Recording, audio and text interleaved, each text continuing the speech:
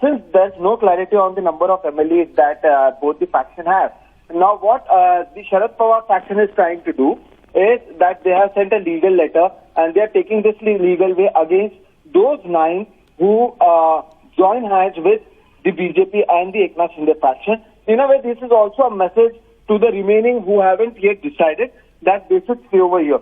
Now, one thing to remember is Sharad Pawar is the senior most leader in Maharashtra, number one, and despite passing from cancer and despite being a very senior citizen, he continues with his tours and he will be touring the entire Maharashtra, starting from Satara today, where he is already on his way. Number one.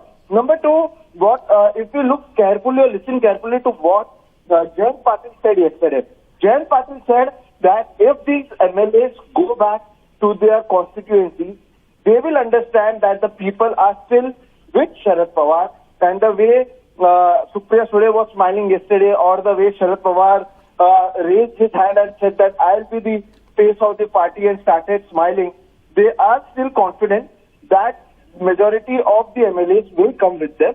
And this is also a pressure tactic, because we know what has happened with the Eknath Shinde faction, where all of them went over there. Not everyone has become a minister. Yes, the cabinet expansion has happened, but this has benefited the BJP leaders who joined the government. So looking at that, a lot of confusion between the MLAs as well on where should they be.